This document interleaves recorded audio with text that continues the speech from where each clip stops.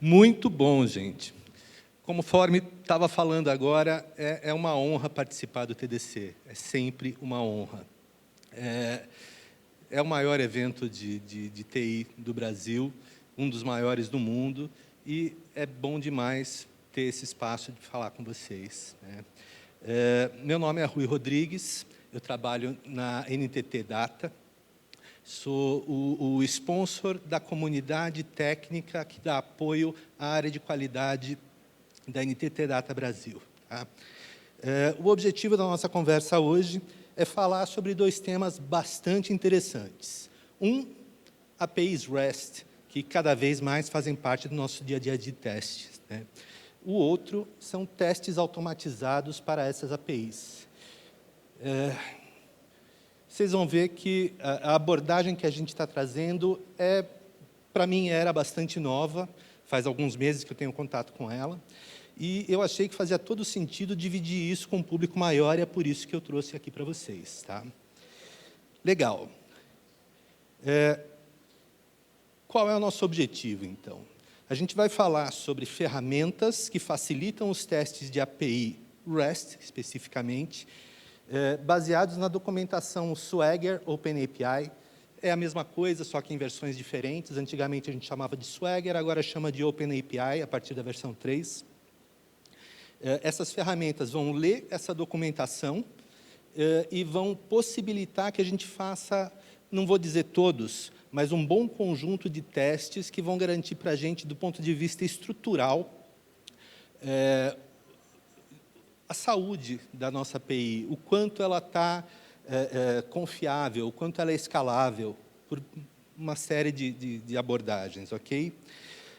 E faz isso gerando testes automatizados, o que é bastante interessante. Assim, não é só uma ferramenta para facilitar o meu processo de teste da API, é uma ferramenta que vai gerar uma série de testes de forma automática para mim e vai fazer isso baseado numa documentação que deveria existir, né? Aí vocês podem dizer, mas tem muitos projetos que não têm documentação de API. Sim, é verdade, mas tem muitos que têm, e para esses que têm, a gente pode e deve usar esse tipo de ferramentas que aceleram e facilitam o nosso processo, né? Muito bem. De que ferramentas que eu estou falando? Eu fiz uma busca bastante extensa. Não vou dizer que existem muitas ainda no mercado, mas já existe um conjunto grande de ferramentas para esse fim. Mas eu selecionei 3 que me pareceram mais interessantes. Por quê? Primeiro, são de código aberto. Segundo, tem comunidades bastante interessantes. E terceiro, tem funcionalidades bastante interessantes. Ok? Essas ferramentas são, aqui coloquei em ordem alfabética, tá, gente? O Dread, que já é um tanto antigo até, já tem quase 10 anos de vida.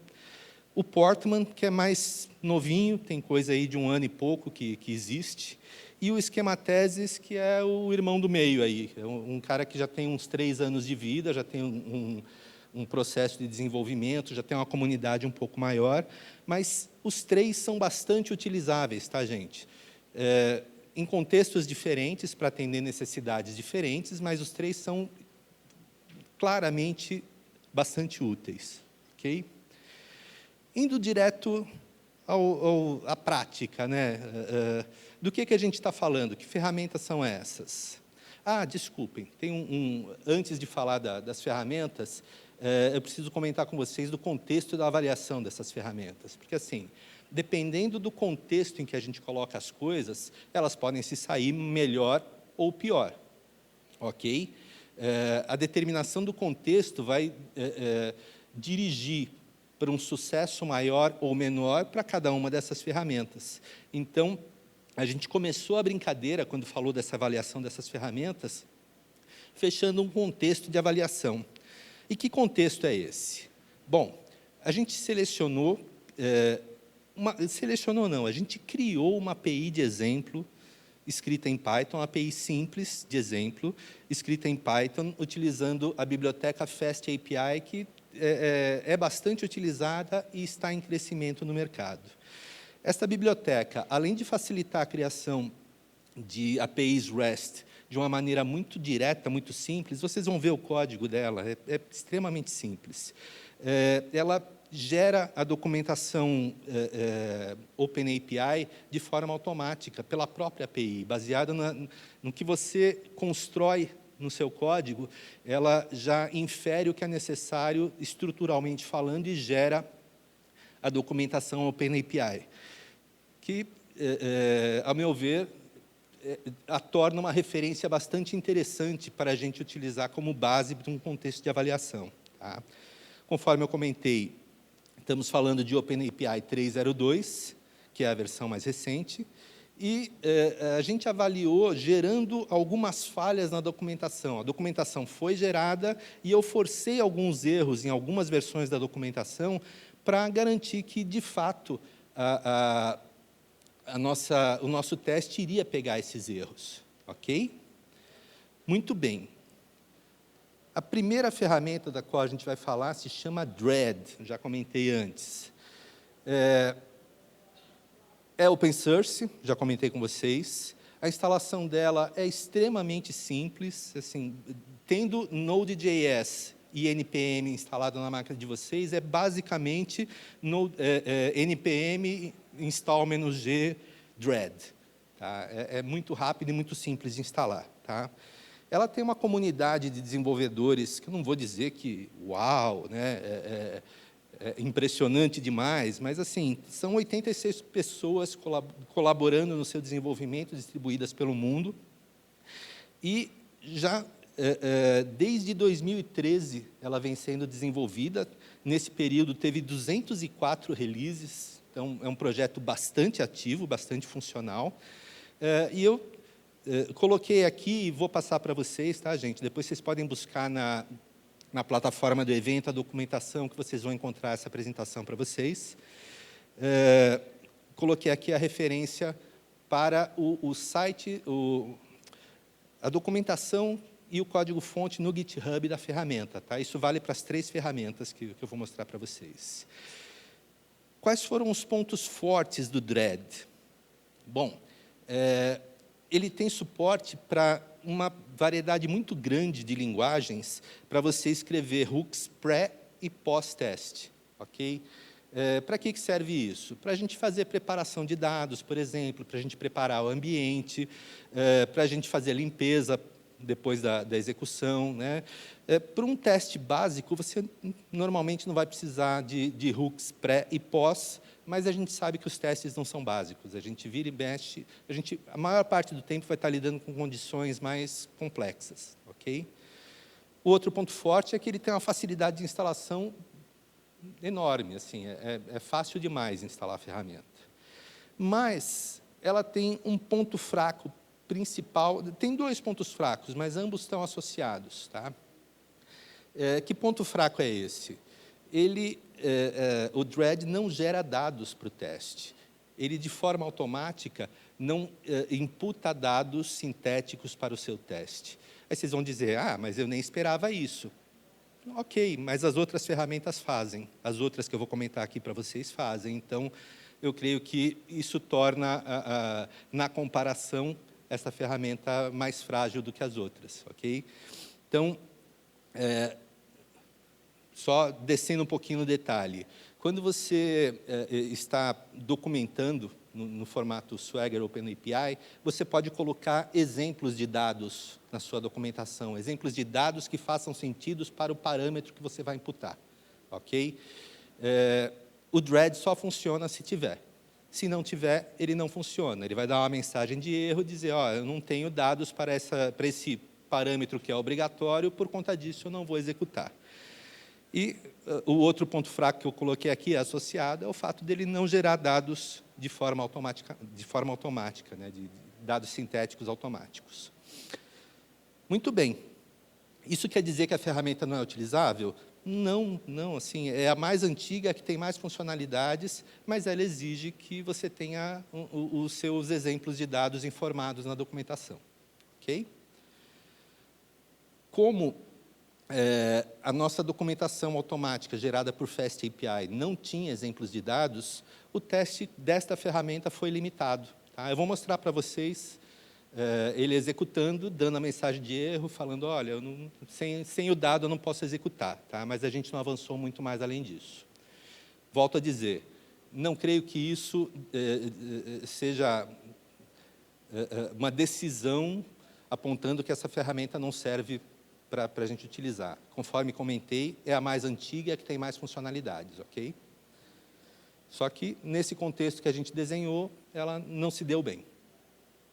A próxima ferramenta que a gente avaliou se chama Portman.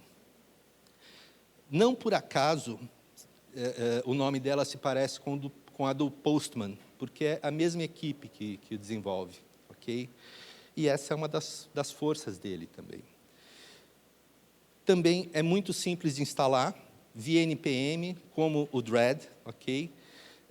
Também é open source, esse aqui sob licença Apache, o outro era sob licença do MIT. A comunidade de desenvolvimento dela é menorzinha, tem 14 colaboradores apenas, mas o projeto é muito mais recente também, então, com o passar do tempo, certamente mais pessoas vão se envolver. Tá? Ele começou a ser desenvolvido em maio do ano passado, e a release mais recente é de julho desse ano, sendo que, nesse período, a gente teve 65 releases, o que é um movimento bastante considerável, ok? A gente tem mais de 5 releases por mês aí. Quais são os pontos fortes do Portman? Ele tem integração direta com o Postman e com o Newman, que é a ferramenta de execução de testes via linha de comando do Postman. E como é que é essa integração? O Portman gera casos de teste do Postman, e eu posso simplesmente carregar no Postman ou executar via Newman esses testes, o que torna, para quem já utiliza o Postman no seu dia a dia, torna a utilização do Portman bastante interessante. Okay? Ele é muito simples de instalar, e ele possibilita que a gente gere reports eletrônicos, né, no formato do JUnit, o que facilita que a gente integre ele nas ferramentas de CI/CD, porque todas elas têm suporte para o formato do JUnit. Então, eu posso rodar o meu teste automático via CI/CD e acompanhar se o teste passou ou falhou no processo da minha esteira. Tá? Bem interessante. Quais são os pontos fracos que a gente localizou para ele? Ele gera dados? Gera. Mas ele gera um set de dados, um conjunto de input, para cada operação que a gente localizar na nossa API. Cada operação que ele localizar na nossa API. Então, se eu tenho lá um endpoint com um get e um post, e um outro endpoint que tem um get, ele vai gerar 3 sets de dados, respeitando os formatos definidos, que são documentados via Swagger, né? Então, eu tenho lá, digamos que a minha API aceita um integer e uma string. Ele vai gerar um integer randômico, um string randômico, e vai exercitar as 3 operações que eu tenho com um set de dados em cada.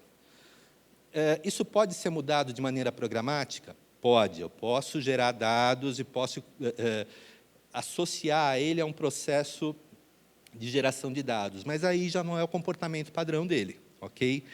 O comportamento padrão é gerar um set de dados para cada operação e rodar o teste com esse set de dados. Né? Muito bem. Além disso, tem um outro ponto. Uma das coisas que a gente documenta via Swagger, OpenAPI, é o status code que deve ser retornado em cada uma das situações. Quais são os status codes possíveis e, dentro desse status code, qual é o conteúdo que eu vou receber de resposta da minha API. Eu posso dizer, por exemplo, que a minha API tem que retornar um status code 225, que esse é o correto para mim. Ok? Tudo que está na família 200, por definição, quer dizer que aquela execução ocorreu de forma sem erros, ok? Mas se eu estou documentando que eu quero um status code 225 na minha resposta, é isso que eu espero. e o Portman não faz essa verificação. Se ele receber qualquer coisa da família 200, ele considera, do ponto de vista de status code, o teste passado. Eu creio que isso pode ter a ver com o fato da ferramenta ainda ser nova, pode ser que eles venham a corrigir isso no futuro, mas eu vejo hoje isso como um ponto fraco. Okay? A terceira e última ferramenta que a gente avaliou se chama Schemathesis. Ela também é muito simples de instalar. Tá? É um pouco diferente porque ela é baseada em Python, então usa a ferramenta de gestão de pacotes do Python, que é o pip, para sua instalação. Mas, basicamente, é pip install Schemathesis também, desde que você tenha Python e NPM instalados na sua máquina. Né? Também é uma ferramenta open source, também com a licença MIT. Tem uma comunidade média, conforme eu já tinha comentado antes, hoje 38 colaboradores no seu desenvolvimento. A release mais recente é do dia 19 passado agora, é bem recente mesmo. E a primeira release dele foi no dia 26 de agosto de 2019, portanto, temos 3 anos de desenvolvimento, e nesses 3 anos, 212 releases liberados. Projeto também bastante ativo, comunidade bastante ativa. Também estou passando aqui o link do projeto no GitHub para vocês. Tá? Tem uma lista de pontos fortes que me chamou a atenção. Tá? Ele usa um padrão para geração de dados que é baseado numa biblioteca chamada Hypothesis, que é para Python também, é bastante utilizada.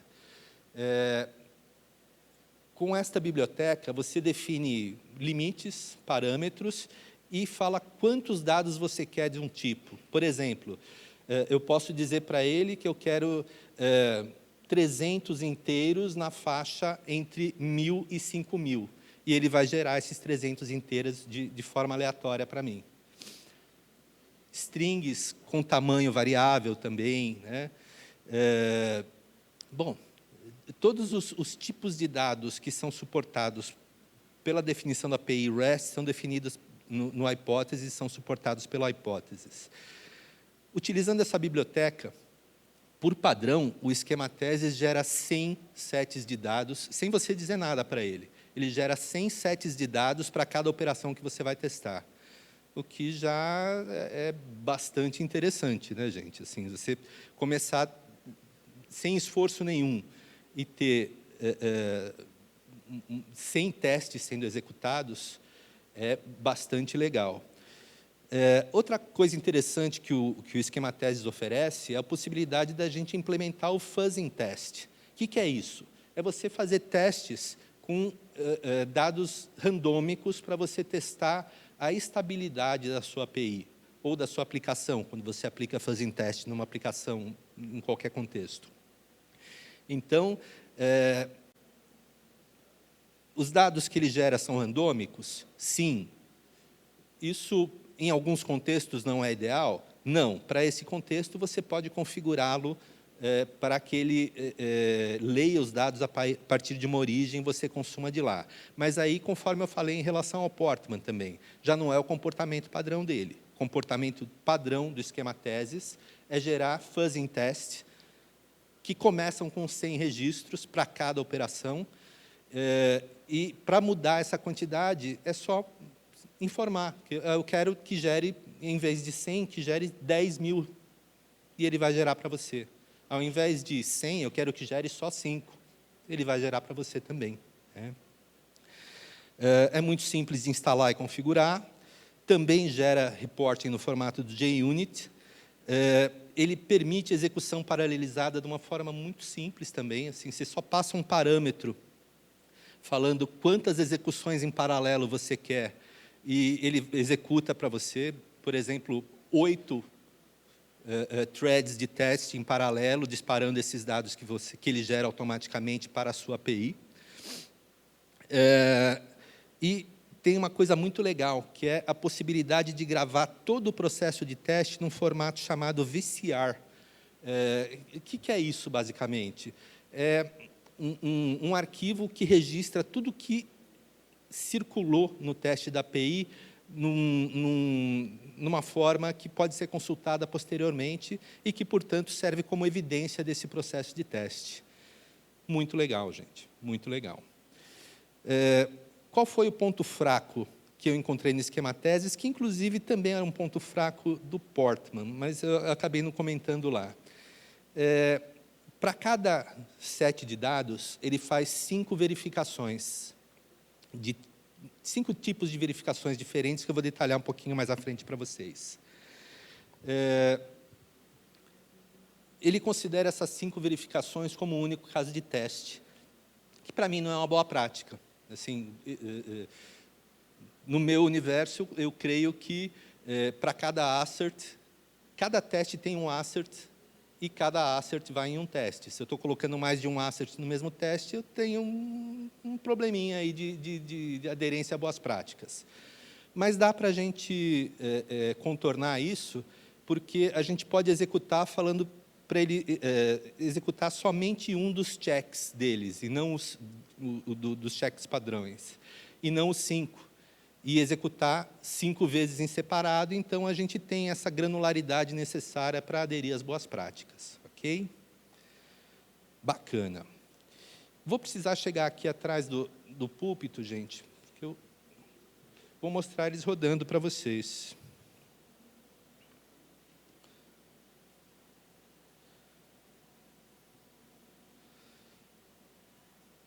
Eu gravei um videozinho, mas eu vou narrar ele para vocês. Foi gravado nessa máquina mesmo, então parece que é... Ó, sem as mãos. Olha só.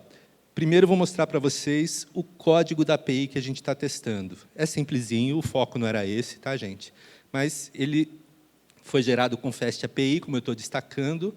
Ele tem 3 processamentos diferentes, 3 operações diferentes. Um GET para o endpoint user, um POST para o endpoint user e um GET para o endpoint test. Muito bem. Vou mostrar agora para vocês a documentação padrão que ele gerou para a gente. Assim, não vou entrar no detalhe, tá, gente? É um documento JSON, no formato da OpenAPI, que documenta quais são os endpoints, quais são as operações, quais são os parâmetros que ele recebe, quais são os resultados possíveis e qual é o conteúdo esperado nesses resultados.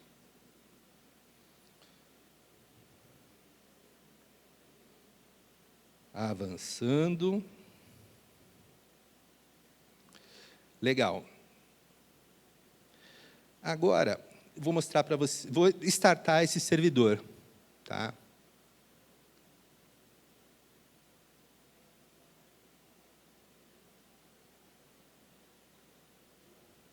Já está iniciado. Vou fazer uma consulta com o navegador só para vocês verem ele funcionando. Estou acessando o localhost 8000, que é onde ele está rodando, passando user ID 20, username TDC Business. Já já ele vai mostrar meu servidorzinho vai printando os resultados que ele recebe, por isso que vocês vão ver na iteração ali do lado esquerdo. Olha lá, ele mostrou user ID 20 e username TDC Business. Muito bom. O primeiro teste que eu vou mostrar rodando para vocês, nesse caso é não rodando, é o do Dread.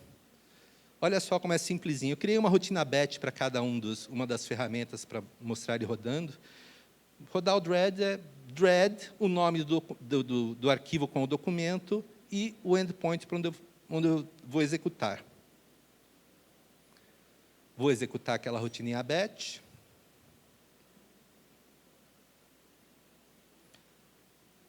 Vai me dar um monte de erros. Se vocês repararem lá embaixo, eu vou destacar, ele vai dizer que no example value for required parameter in a API description. É o que eu tinha comentado com vocês. Se não tiver o dado, ele não roda. Tá?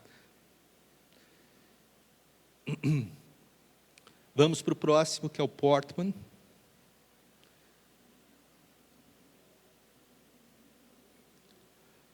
O Portman, como ele gera os arquivos de script de teste, eu coloquei num subdiretório interno para não misturar as coisas. Tá? Rodar o script que ele executa é muito simplinho também. Portman -L, o nome do arquivo. Estou pedindo para ele rodar via Newman e estou passando qual é o URL base que ele tem que explorar. Ele também, eu passo um arquivo de opções do Newman que indica para ele gerar o resultado no formato do JUnit. E qual é esse arquivo? Lá vai, vamos executar.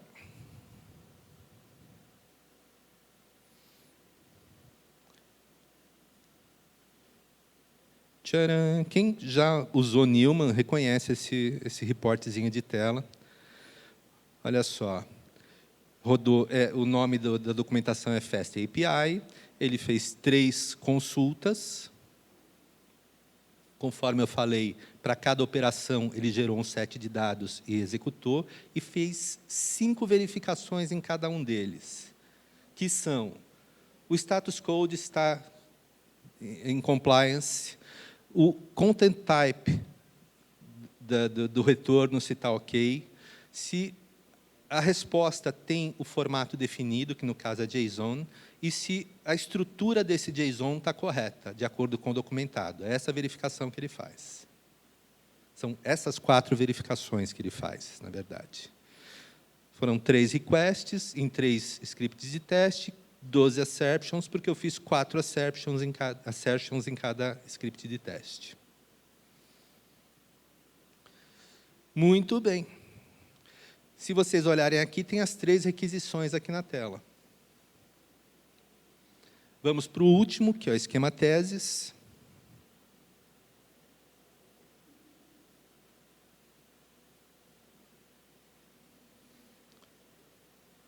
Lá vai.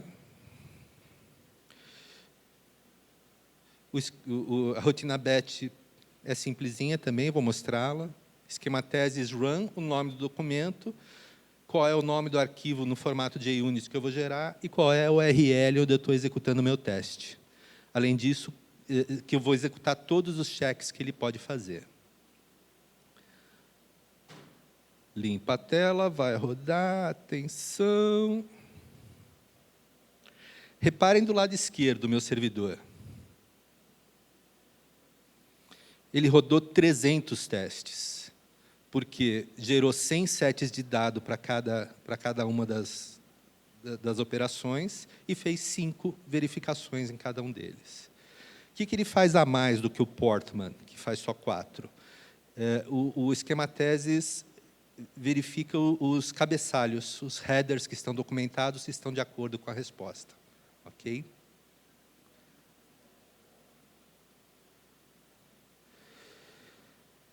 Muito bom.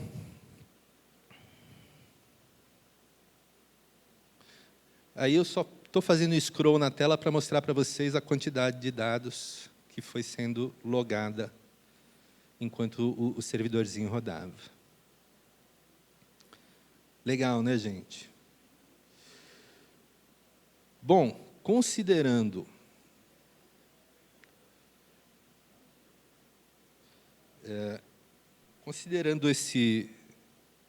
esses resultados que eu mostrei para vocês, a minha recomendação, nesse contexto de utilização, seria a utilização de esquema teses, que me parece a ferramenta que oferece mais funcionalidade com menos esforço nesse contexto que a gente está falando.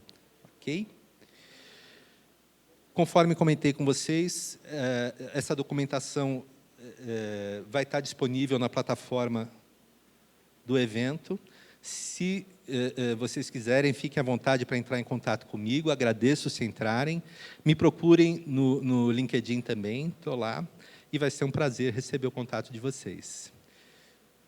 Muito obrigado, gente.